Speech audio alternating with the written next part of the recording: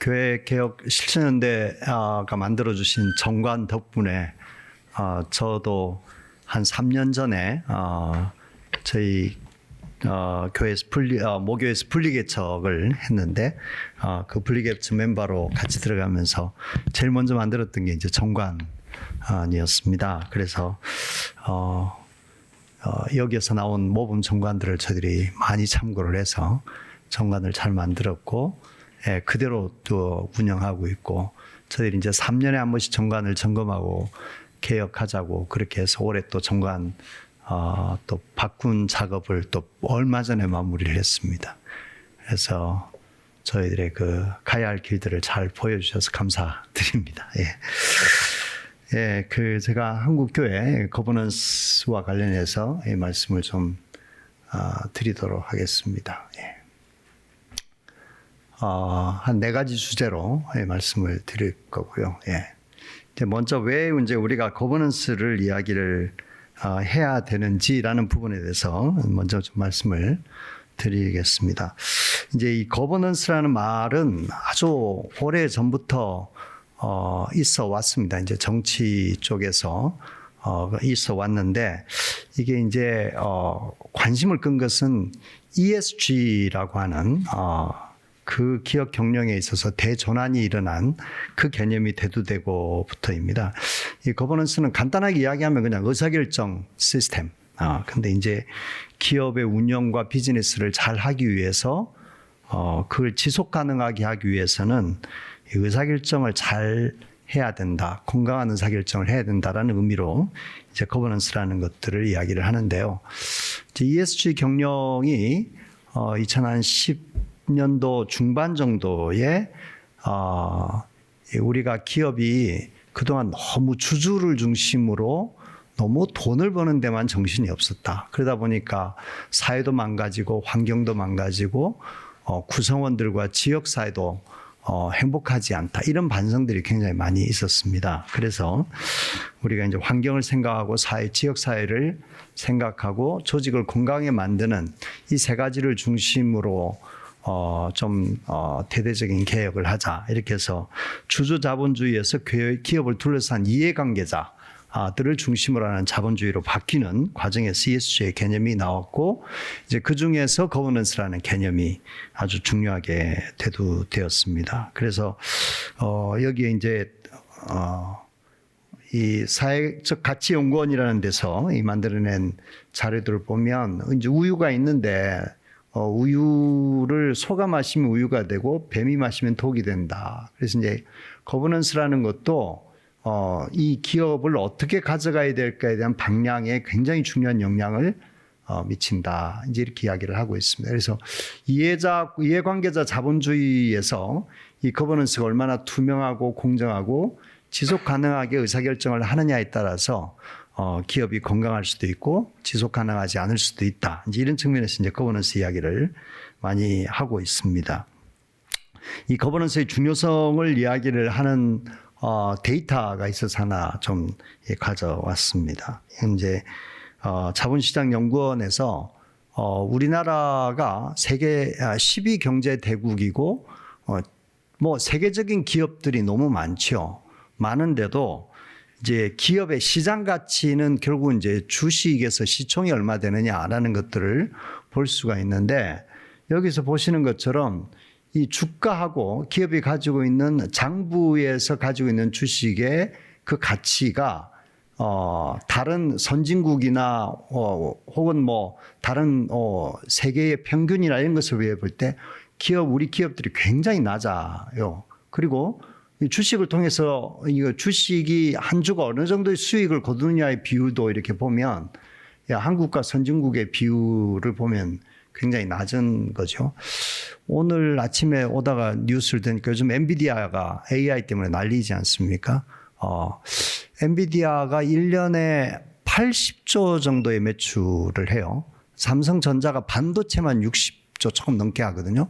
근데 이제 전체의 삼성전자 다른 규모를 다 따지면은 뭐 한 200조가 좀 더 넘게 한 250조 정도 하니까 어마어마하게 큰 기업들이 큰다고 볼 수 있죠. 근데 엔비디아의 시가총액이 우리나라의 코스피와 코스닥의 시가총액을 전체 합친 것보다 더 큽니다. 그러니까 엔비디아 하나가 우리나라의 삼성전자, SK 하이닉스 뭐 다 사들일 수 있는 것들이죠. 근데 우리가 삼성전자나 뭐 하이닉스나가 그런 기업인가? 그렇지 않는 거죠. 굉장히 좋은 기업이고 세계적인 기업이고 좋은 제품을 많이 만들어내는데 시장에서 그 가치를 인정받지 못하고 있습니다. 그래서 이제 왜 이럴까라는 것을 분석한 것들인데요.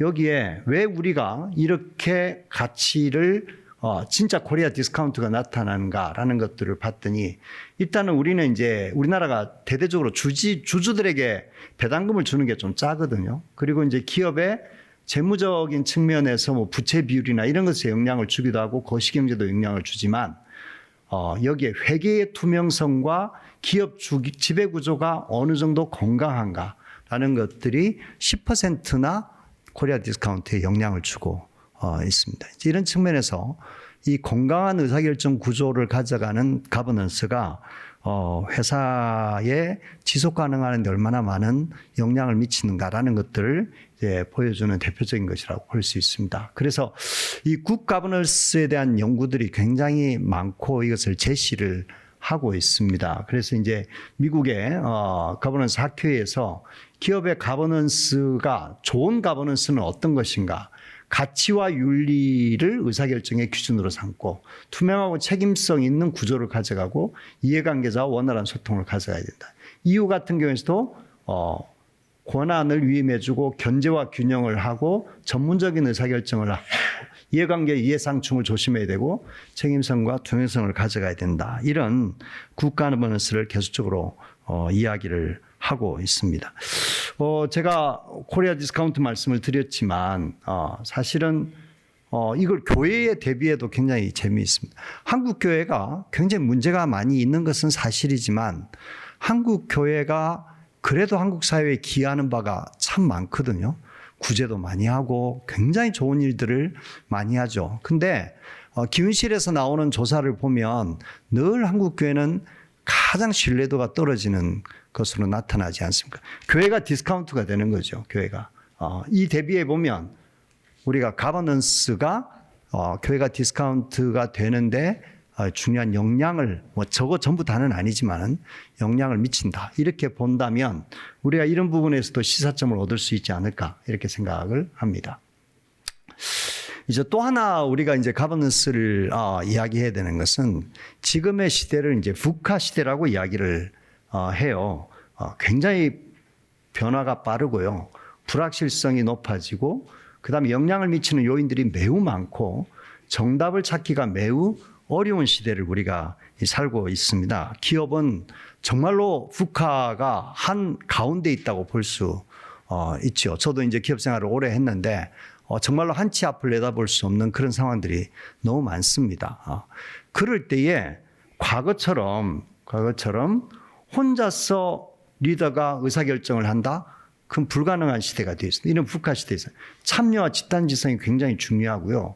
수직적인 의사결정을 해갖고 되는 것도 아니어서 굉장히 다양한 참여자들이 모여서 수평적인 소통을 해야 되는 이런 것들로 지금 굉장히 옮겨가고 있습니다.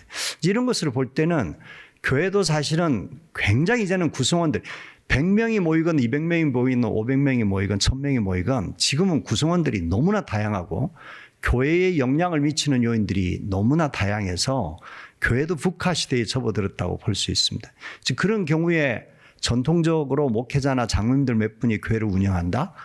그것은 가능하지 않은 이야기라고 이제 볼 수가 있습니다.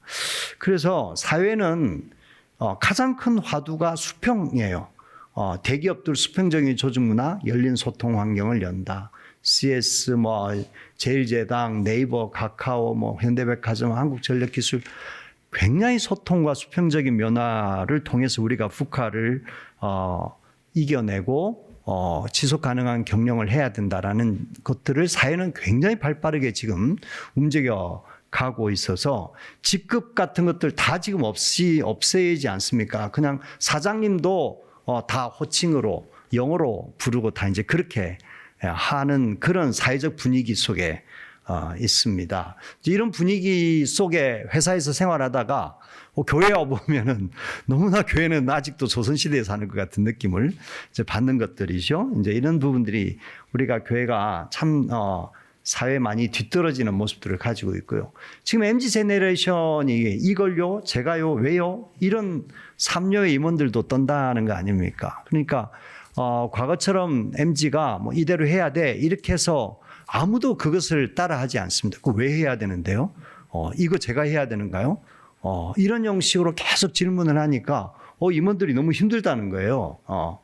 그럼에도 불구하고 이런 것들이 MZ세대가 이렇게 바뀌어가고 있으니까 끊임없이 어떻게 소통하면서 이들과 대화할 것인가라는 것들을 이제 굉장히 고민을 많이 하고 있는 이런 것들인데 왜 이러는 질문은 교회 청년들도 훨씬 더 많이 할 것 같아요. 예. 왜 교회가 진화론은 믿지 않는 거죠? 성소수자 문제는 어떻게 되는 거예요? 끊임없이 이런 질문을 하지만 교회는 그거는 교회 안에서 이야기하면 안 돼. 이렇게 이제 이야기를 해버리니까 답을 못 찾고 바깥에서 답을 찾으려고 하니까 엉뚱한 방향으로 나가는 경우들이 참 많이 있다. 이렇게 볼 수가 있겠습니다. 그래서 교회가 왜 굳이 세상에서 이야기하는 국가버넌스를 이야기를 해야 되느냐. 건강한 의사결정 구조를 사회가 원하고 있습니다. 그리고 의사결정에는 구성원의 참여 협력이 필수적이고요. 구성원에게 동기를 부여하기 위해서는 이 굿 가버넌스가 굉장히 중요합니다. 사회는 이렇다 하더라도 성경도 그렇게 이야기를 하느냐? 예, 성경도 제가 이런 말씀을 찾아보니까 교회에 대해서 에베소서가 이야기할 때 하나님의 부르심을 받은 성도가 각자 받은 다양한 은사를 통해서 그리스도의 몸을 세워가야 된다. 이렇게 이야기를 하고 있지 않습니까? 목사가 혹은 장로가 혹은 안수집사가 교회를 세워가야 된다. 이게 아니라 교회로 부르심을 받은 모든 성도님들이 함께 교회를 세워 나가야 된다는 측면에서 우리가 굿거버넌스를 이야기하지 않을 수 없을 것 같습니다. 어떻게 보면은 이런 것이 물론 자본주의가 나오면서 계속 이야기되어지고 2000년도에 들어서 굉장히 많이 이야기되어 있지만은 우리는 예수님이 벌써 2000년 전부터 이야기를 하고 계셨습니다. 우리 교회가 먼저 선점을 했는데 지금은 다 이제 빼앗겨 버렸다. 이렇게 이야기를 해볼 수가 있습니다. 한국교회 거버넌스는 어떨까요? 제가 이제 이 글을 쓰면서 목회 데이터 연구소와 같이 이 작업을 했습니다. 목회 데이터 연구소가 많은 데이터를 모아서 이제 통계를 내 주셨기 때문에 이제 그 가운데 이제 저희들이 이와 관련된 자료를 이제 실었는데요. 교회를 옮기고 싶은 생각을 한 적이 있나요? 33%가 그렇습니다. 왜 그래요? 그러니까 설교 은혜 안 되거든. 그다음에 권위주의적이고 비민주적이어서 비도덕적인 모습 때문에 갈등 때문에 쭉 있지만은 의외로 교회가 권위적이고 비민주적이기 때문에 교회를 떠나고 싶다라는 것들이 참 많이 있고, 이것은 청년들을 조사해 보면 청년들은 훨씬 더 이것을 중요하게 생각하는 이런 모습들을 볼 수가 있습니다. 그러면 의사결정에 어느 정도 만족하나요? 그러니까 우리 교회에서 의사결정하는 거 제가 만족하는 정도는 물론 이제 매우 그렇다는 비율이지만은 25%밖에 되지 않습니다. 부서의 의견이 반영되나요? 다양한 세대와 직분자들이 참여하나요? 청년들이 참여합니까? 여성이 참여합니까? 의사결정의 참여도가 굉장히 낮은 것을 볼 수가 있죠. 성도의 의견을 얼마나 수렴하나요? 의사결정 내용을 가지고 소통하나요? 소통 체계는 제대로 있나요? 이런 여러 가지 질문들을 해볼 때에 이것에 대한 만족도 굉장히 낮다고 이렇게 우리가 볼 수 있습니다. 예. 제가 이제 회사에 근무할 때에 이런 것들이 1년에 한 번씩 회사는 늘 조사를 하거든요. 그래서 조사를 하는데, 물론 거기도 높은 것은 아니지만 교회보다는 훨씬 더 만족도가 높은 것으로 이렇게 나오고 있습니다. 근데 교회가 이제 이런 면에서 참 많이 부족한 것 같다 생각이 들고요. 교회 조직 운영도 보면 이게 이제 가버넌스에 굉장히 중요한 것이 리더가 어떤 역할을 하고 어떻게 갈등을 조절하고 교회의 조직이 어떻게 건강하게 운영되는가라는 것까지를 다 포함하는데 올바른 비전과 목표를 제시하거나 리더가 조직을 잘 관리하고 교회 조직을 이해하고 있다. 이런 부분이 그렇게 높지 않습니다.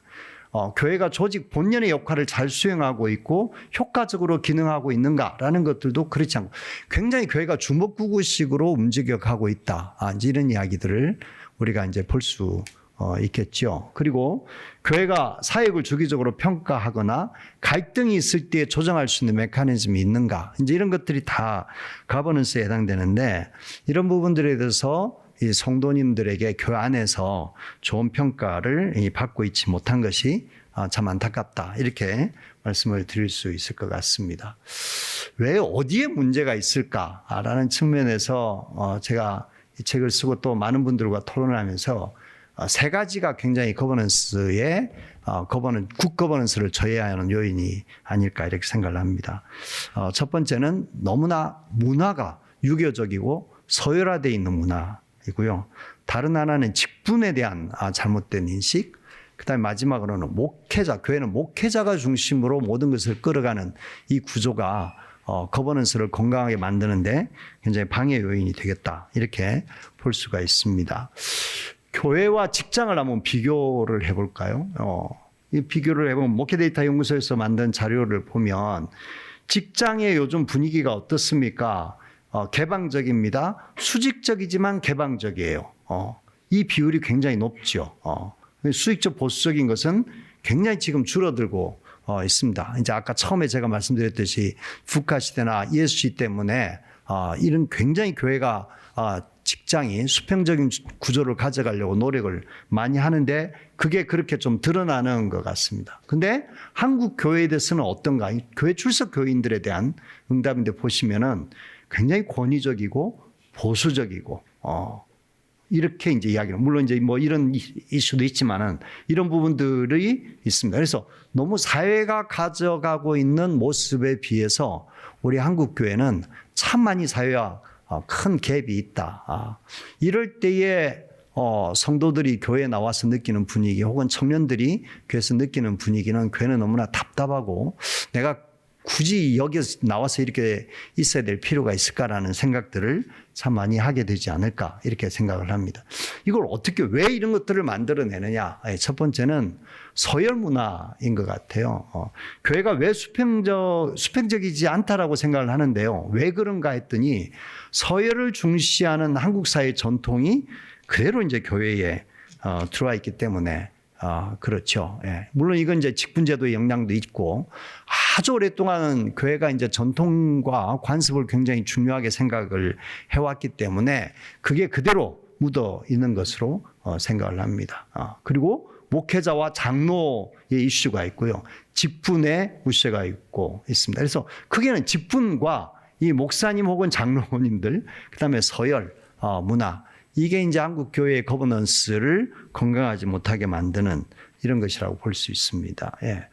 그 중에 이제 제일 먼저 우리가 좀 생각해 볼 것이 이 직분 제도에 대한 것입니다.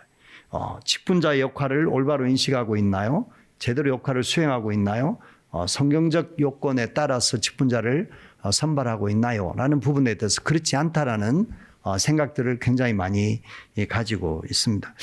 직분자의 역할은 교회에서 어떻게 생각을 하는지는 잘 아시지 않습니까? 사실은 철저하게 서열화 되어 있죠. 그래서 목사, 장로, 안수집사, 집사, 평신도 이렇게 나눠져 있고 심지어는 당회에도 이렇게 보면은 교회 안에서 수장로가 있고 그다음에 당회 모일 때도 이렇게 원탁에 모여 있기보다는 서열에 따라서 목사님이 앉아 있고 그다음에 수장로가 목사님 옆에 앉아 있고 이제 목사 장로된 사람 제 꼬라비에 앉아 이런 모습들이 교회 안에 굉장히 많이 있습니다. 예, 있고 그래서 제가 이렇게 여러 가지 자료 조사를 해보니까 내가 지금 교회 봉사는 열심히 했는데 아직도 내가 안수집사도 못해서 창피하다, 권사가 못해서 창피하다, 교회 떠나고 싶다 이런 이야기들이 이 직분자 역할이 어떤 것인가에 대한 이해를 제대로 못한 측면이고요.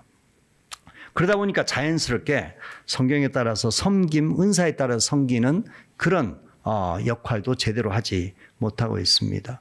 이제 이런 것들이 드러나는 이유 중에 하나가 직분자를 선정하는 측면에서 굉장히 한국교회는 문제가 많습니다. 돈이 많은 사람들, 사회적 지위가 높은 사람들, 그 사람의 신앙 유무는 잘 모르겠는데 앞에 나와서 앞장서서 열심히 봉사해서 굉장히 신앙이 좋을 것 같은 이런 모습들로 우리가 이렇게 직분자를 선정하기 때문에 더 이제 가버넌스에 문제를 주고 있다 이렇게 볼 수가 있습니다.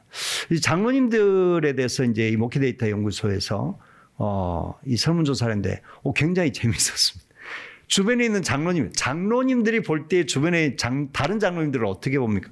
긍정적인 요소는 교회 예배 집회 빠짐없이 참여하고요, 모범을 보이고요, 자기생적으로 하는데 부정적인 요소는 너무 영에 중요하게 생각하고 권위적이고 계급적으로 여기고 사회적으로 돈이나 지위가 있는 사람이 장로가 되고 교인 전체 의견보다는 자기 생각을 고집하는 장로들이 너무 많다. 스스로들도 우리가 문제가 있다. 이제 이렇게 여기는 것 같습니다.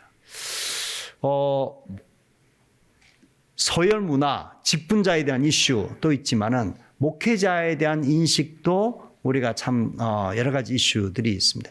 가난한 청년들이 교회를 생각하는, 특히 목회자를 생각하는 부분에 있어서는 긍정적으로는 경건하고 존경받을만 하지만 권위적인 거, 여기는 다 좀 너무 안 좋은 건데 안 좋은 것들 중에 제일 첫 번째가 너무 권위적이다 이렇게 이야기를 하고 있습니다. 그래서 사실은 한국 교회는 전통적으로 너무 목회자에게만 의존하는 구조입니다. 근데 사실은 사회는 지금 목회자가 감당할 수 없는 수많은 정보와 수많은 이야기들과 수많은 전문가들이 있는데 교회 안에서 목회자가 그 모든 것들을 해결하려고 하시는 거죠. 도무지 불가능. 더구나 교회가 커지면은 이 복잡한 교회 조직 구조를 목회자가 끌어갈 수가 없는데 여전히 목회자에게만 의존하는 한국교회 모습이 참 많이 있습니다. 그래서 목회자 리스크가 있는 것들이죠. 우리가 기업의 오너 리스크 이야기하지 않습니까? 얼마 전에 모 기업에서 총수가 이혼 문제 때문에 이 전체가 재벌구 전체가 이게 어떻게 되는 거 아닌가 싶을 정도 다 CEO 리스크들이거든요. 사실은 기업 경영에서 가장 중요한 것이 CEO나 오너 리스크인데 한국 교회도 보면 이 목회자 리스크가 한국 교회의 근간을 흔드는 이런 일들이 지금도 끊임없이 일어나고 있다는 측면에서 이 목회자에게 의존하는 구조를 우리가 좀 빨리 탈피하는 것이 필요하겠다. 이제 이런 말씀을 좀 드리고 싶습니다. 그러면 이런 이슈를 가지고 있는데 어떻게 우리가 이제 굿 거버넌스를 만들어 갈 것인가라는 측면에서 좀 말씀을 드리고자 합니다. 우선은 이제 건강한 교회 구조라는 것이 있습니다. 이것은 이제 저희들이 몇 분들하고 건강한 교회를 많이 고민하면서 책도 쓰면서 저희들이 고민했던 내용인데요. 교회를 보면은 크게는 공동체, 우리가 이제 교회는 공동체라고 이야기를 하죠. 그래서 이제 각 지체들이 한 몸을 이루어서 유기적 관계를 가지고 교회를 세워나가고 그 안에 이제 성도를 세우고 섬기고 또 예배하고 하는 공동체적인 속성이 굉장히 중요합니다. 근데 이 공동체가 공동체로서의 건강하게 움직여 가기 위해서는 조직체가 필요한 것들이죠. 예를 들면은 예배를 참 은혜스럽게 잘 드리고 예배에 감격이 있고 감동이 있으려면은 예배를 섬기는 많은 분들이 도와주지 않으면 안 되는 것들이죠. 목사님 혼자 설교 잘한다고 되는 것이 아니지 않습니까? 찬양도 잘해야 되고 안내도 잘해야 되고 이건 다 조직에 속하는 것들이라고 볼 수 있습니다. 교제, 자람, 교육, 섬김, 성도, 선교 이런 것들을 하려면은 교회 안에서 그것을 운영하는 여러 가지 직무, 역할, 의사결정 구조 이런 것들이 다 관련이 되어 있습니다. 그래서 공동체가 건강한 것도 중요하고 조직체가 건강한 것도 중요합니다. 공동체가 아무리 건강하고 싶어도 조직체가 굿 거버넌스를 가지지 못하면은 당회가 예를 들어서 마음껏 권한만 휘두르고 너무 당회 중심으로 목회사 중심으로 의사결정 구조가 투명하지 않으면 공동체가 건강하게 될 수 없습니다. 근데 다른 한편으로 이것을 너무 강조해서 교회를 굉장히 조직적이고 체계적이고 정말로 잘 만들어 놓는다고 한다고 하더라도 이 예배에 대한 간격과 성도들 간의 교제와 성김과 또 성도들의 양육들이 없으면은 그것도 건강하게 되는 것이 아니라고 볼 수 있습니다. 그래서 이 두 가지는 항상 같이 상호작용을 해야 되는데 특별히 여기에 이제 조이체 요소 중에 거버넌스가 굉장히 중요한 역할을 하고 있다. 이렇게 말씀을 드릴 수가 있을 것 같습니다.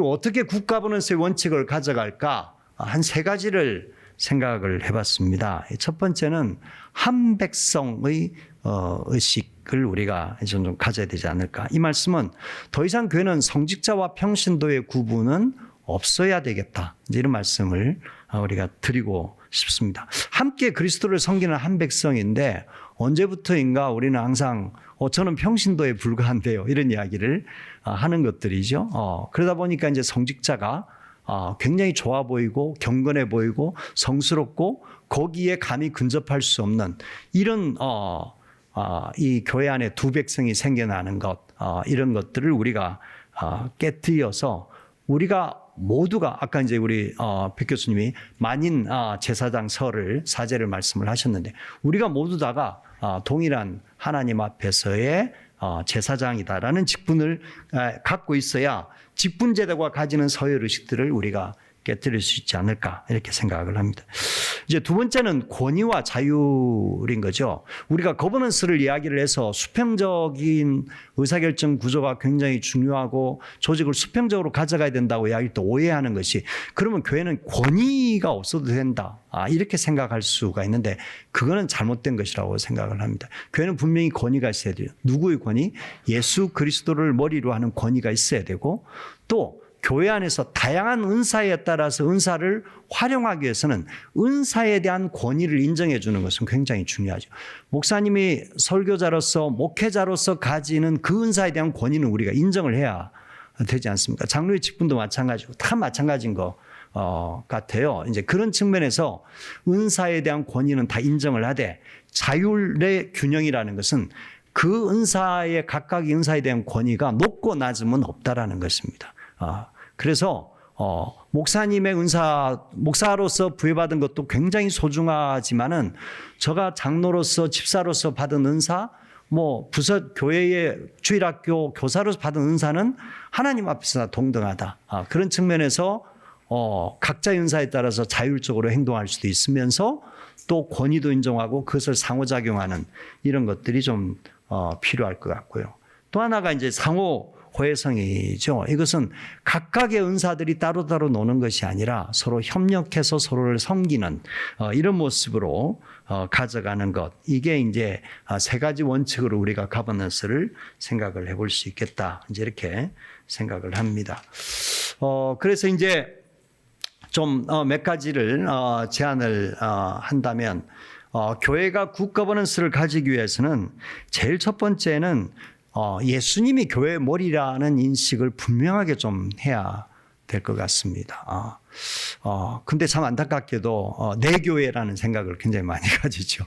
예, 이 내 교회인데 내가 헌금 얼마나 많이 했는데 내가 교회를 개척 멤버인데 이런 생각들을 참 많이 가져가는데 그리스도가 교회의 머리 되시고 그렇기 때문에 그분의 말씀 성령께서 어떻게 인도하시는지에 대해서 온 성도들이 민감하게 반응하는 것이 필요한데 이번 목회 데이터 연구소에서 조사를 해보면 우리 교회는 의사결정에 성령의 인도하심을 중요하게 생각한다.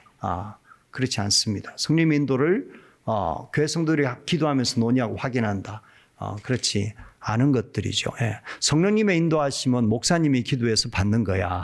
이렇게 하는데 그러면 일반 집사님들은 기도하면은 하나님이 목사 기도는 들어주시고 그런가요? 그렇지 않지 않습니까? 이제 그런 측면에서 함께 성령님의 인도심을 받는 것이 굉장히 중요하고요.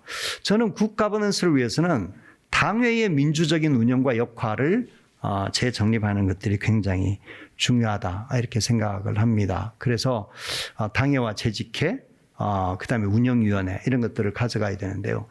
이 당회와 재직회에 있어서 제가 여기 우리 백 교수님이 잘하셨다고 말씀드렸는데 서울중앙교회가 있는데 거기 얼마 전에 이야기를 좀 들어보니까 당회의 역할과 재직회의 역할들을 굉장히 명확하게 구분을 하고 있더라고요. 그래서 당회원들은 헌법에 나와 있는 대로 당회 역할을 하자. 그래서 당회가 모든 것들 행정을 다 하고 재정을 관리하고 그거는 재직회 일이니까 재직회로 넘기고 우리는 성도의 섬기는 일로 굉장히 그 구분을 지금 해 나가고 있는 중에 있다. 이런 이야기를 들었습니다. 그런 것들이 굉장히 중요한 일들이지 않을까라고 생각을 하고요. 예. 또 이제 운영위원회도 뭐 늘 여기서 강조해 왔던 것처럼 운영위원회도 너무 중요하리라고 생각을 합니다. 저희 교회도 이제 개척교회 하면서 운영위원회를 만들었는데 이제 그런 측면에서도 교회가 이제 운영위원회를 어떻게 잘 가져갈 것인가라는 측면이 참 중요할 것 같아요. 저희 교회의 사례를 조금 말씀을 좀 드리고 싶은데 일단은 뭐 그 전에 이걸 좀 말씀을 드리면 목회데이터 연구소에서 장로의 사역을 평가해 달라고 했습니다. 그래서 얼마나 중요합니까?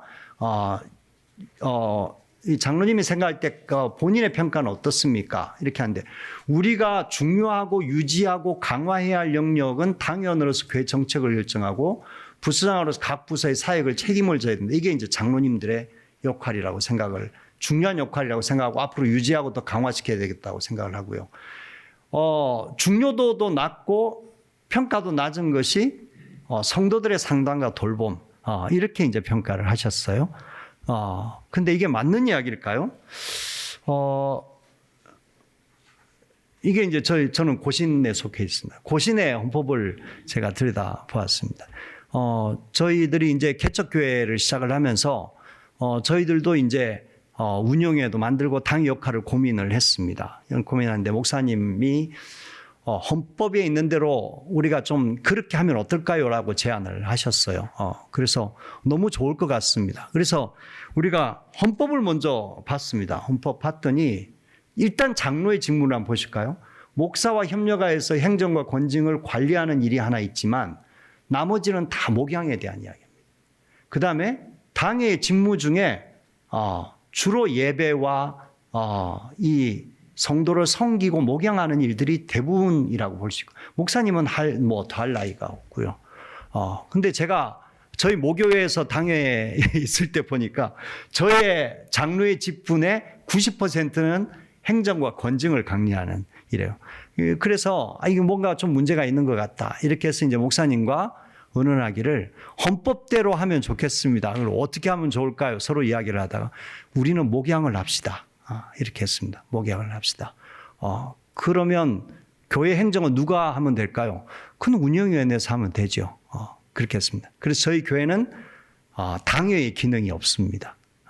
물론 있죠. 굉장히 중요한 의사결정이나 이건 좀 교회 전체 측면에서 고민해야 될 것들은 당의원들이 의논을 개척교회니까 당의원 3명밖에 안 됩니다. 장로 2밖에 안 되지만은 그런 거는 고민하되 일상적인 모든 것들은 운영위원회에서 다 결정을 합니다. 그리고 저희들은 권사님들과 함께 성도 돌보는 일.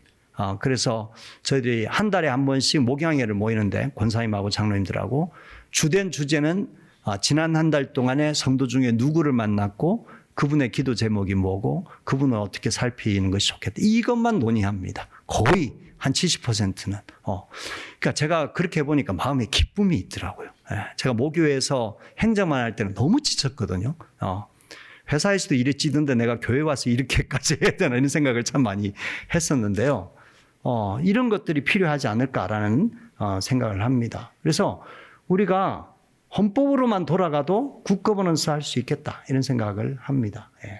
그리고 운영위원회 너무 중요하죠. 그래서 이제 저희 교회도 청년들, 권사님들, 당회원 한 사람들 둘밖에 안 되지만 목사님 한 분, 장로님 한 분 들어가고 나머지는 전부 다 다른 우리 청년부터 시작해서 많은 분들이 들어가서 활발하게 지금 도의를 하고 있습니다.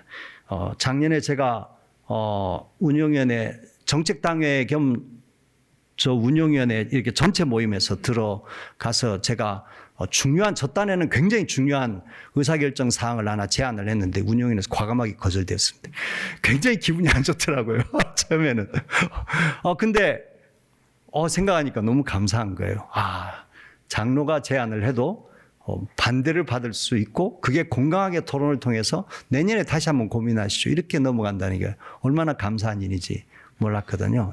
그래서 이런 좀 건강한 운영위원회를 가져가는 것들이 필요하지 않을까 이렇게 말씀을 드리고 싶습니다. 그다음에 앞에서도 말씀드렸지만 직분자들이 올바른 역할을 인식하고 교육하는 것 참 중요한 것 같아요. 무엇보다도 선정 기준. 제 모교에서도 그렇지만은 직분자 선정할 때 생각보다 교육 별로 하지 않습니다. 교육 별로 하지 않는데요. 정말로 성도들에게 목사님이 그냥 기도하십시오라는 말만 할 게 아니라 사실은 우리 교회에서 생각하는 직분자의 역할은 이런 것이고요. 직분자의 자격 조건은 이런 것입니다라는 것들을 굉장히 교육을 많이 시키고 난 다음에 직분자 선거를 하는 것들이 굉장히 필요하다고 생각을 합니다. 그래서 올해 저희 교회도 뽑았거든요. 장로님 2분하고 권사님 1분 뽑았는데 목사님이 3번, 4번 걸쳐서 직분자를 위한 교육을 오후 시간에 별도로 했습니다. 근데 저희가 이제 개척교회니까 외부 교회, 다른 교회에서 오신 분들이 많은데 이렇게 직분자 선거를 위해서 교육을 받은 것은 자기 교회 다니고 나 처음이라고 하는 거예요. 그만큼 근데 확실히 그렇게 하니까 전혀 문제도 없고 잡음도 없고 그렇게 이제 선거가 되는 것들을 봤습니다. 그래서 이런 것도 너무 중요한 것 같고요. 끊임없이 직분자에 대한 교육과 인식을 바꾸는 일들이 참 필요하리라 이렇게 생각을 합니다.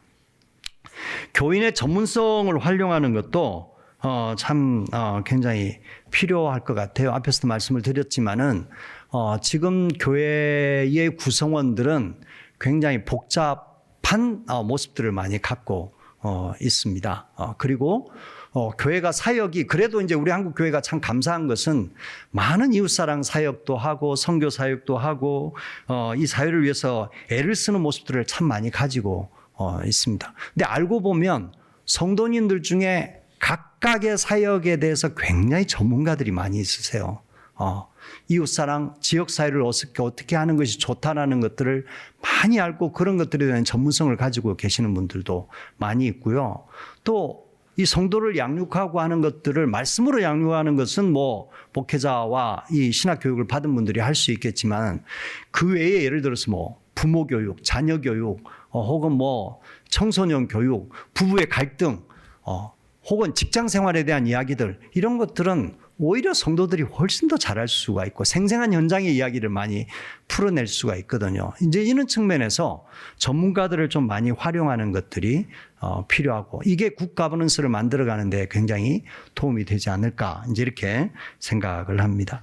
무엇보다도 이제 여성과 청년 세대의 참여 기회를 참 많이 만들어야 될 것 같습니다. 지금 대한민국 교회는 중년 이상의 남자 중심의 교회이죠.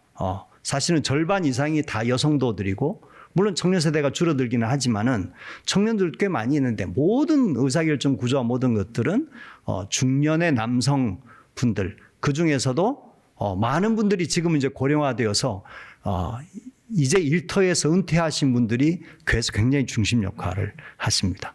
그러니까 일터를 떠난 지가 오래되었는데 지금 직장의 모습들이 청년 세대가 어떻게 바뀌고 있는지는 참 알기가 쉽지 않죠.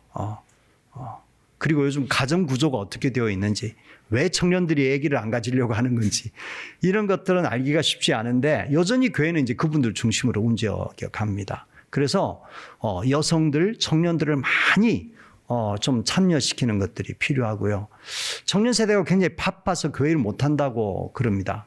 근데 뭐 많은 교회들이 보면은 청년들에게 참여할 기회를 주면 청년들이 열심으로 교회 와서 섬기고 그들의 역할을 잘 해요. 그런 주변의 교회들이 굉장히 많이 있거든요. 그래서 그런 측면에서 더 적극적으로 참여할 기회를 줘야 되고 의사결정을 투명하게 하고 소통을 만들어주는 것들 뭐 예를 들어서 당회를 하거나 혹은 중요한 의사결정을 하면 즉시 다음 주에 바로바로 그것을 좀 주보에 게재한다든지 홈페이지에 게재한다든지 우리가 어떤 과정을 통해서 이런 것들을 했습니다라고 알려주는 것 이런 것들이 굉장히 중요하지 않을까 이렇게 생각을 합니다.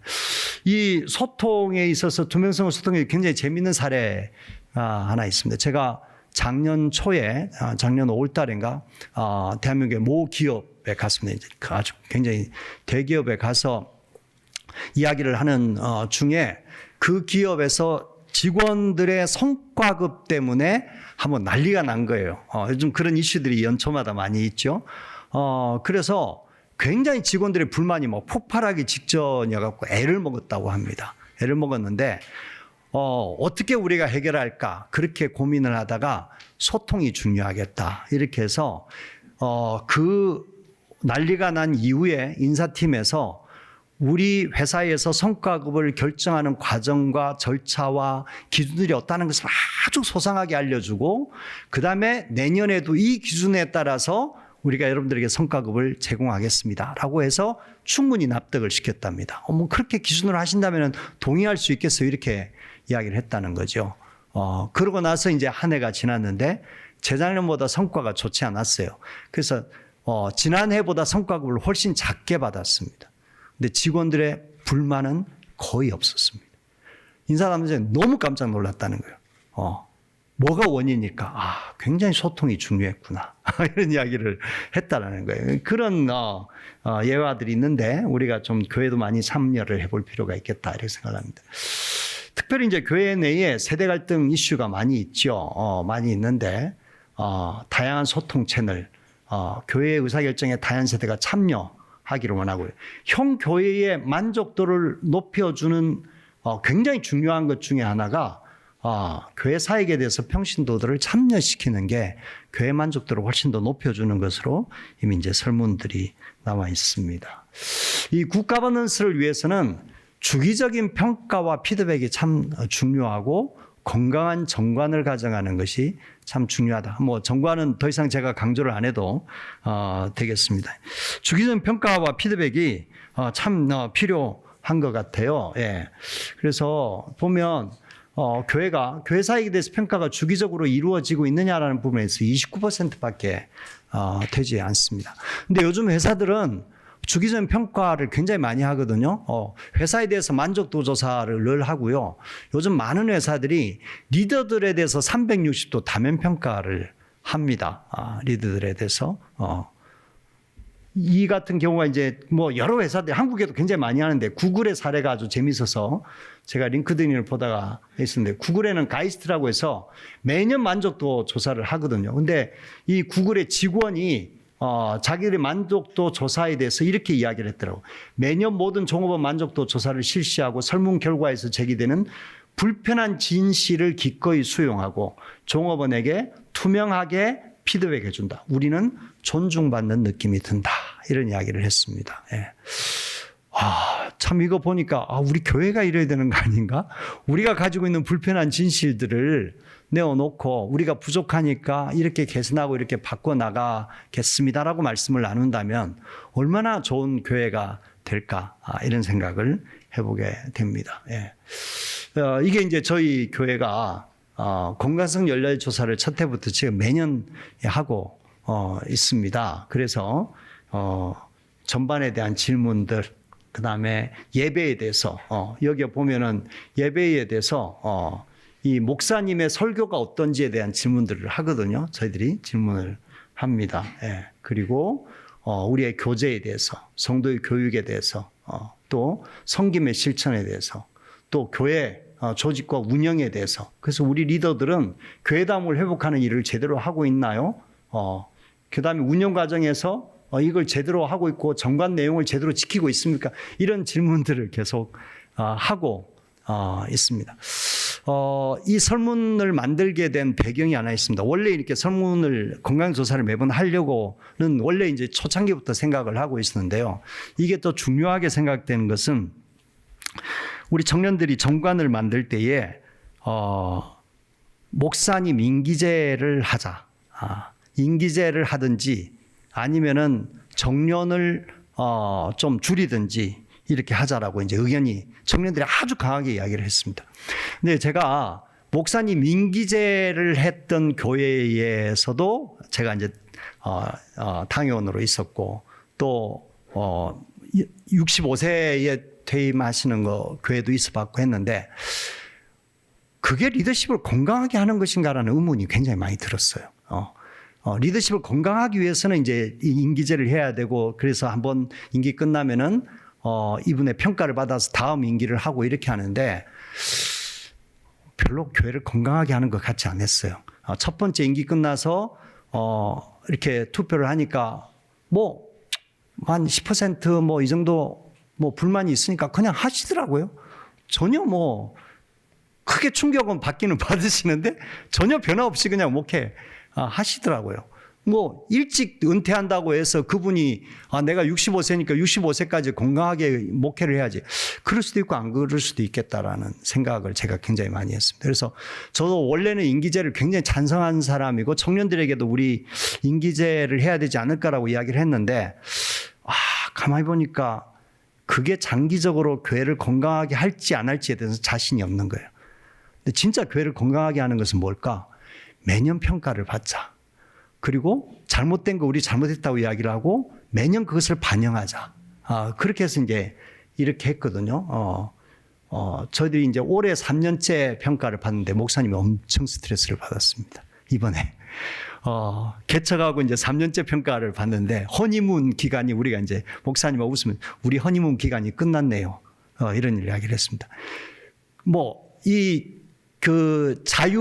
자유롭게 이야기하는 의견들이 얼마나 다양한 의견들이 많이 올라오는지 깜짝깜짝 놀란 거죠. 목사님도 이것에 대해서 굉장히 부담을 느끼게 되더라고요. 그것으로 충분하지 않을까요? 부담을 느끼시면 이 내년에 또 조사할 건데 낮게 나온 점수 나온 것에 대해서는 이제 높이려고 노력을 하겠죠. 그러면서 교회가 건강한 구조, 굿가버넌스를 계속 가져갈 수 있지 않을까 이렇게 생각을 해요. 이제 그런 측면에서 우리가 좀 이런 부분들을 좀 감안하면서 교회가 나아간다면 참 한국 교회 건강한 모습을 많이 가져갈 수 있을 것이다 이렇게 생각을 합니다. 저는 한국 교회 한때는 굉장히 비관적이었지만 요즘은 그렇게 생각하지 않습니다. 이런 단체가 있고요.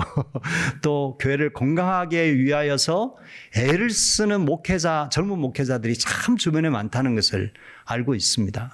그런 분들이 같이 노력하면 우리 교회 정말 하나님께서 원하시는 교회, 또 다음 세대를 위해서도 하나님께서는 이 교회를 그냥 내버려 두시지 않을 걸로 확신합니다. 그래서 건강한 교회를 계속 우리가 만들어갈 비전을 가지고 소망을 가지고 나갔으면 좋겠다. 그런 측면에서 말씀을 드립니다. 감사합니다.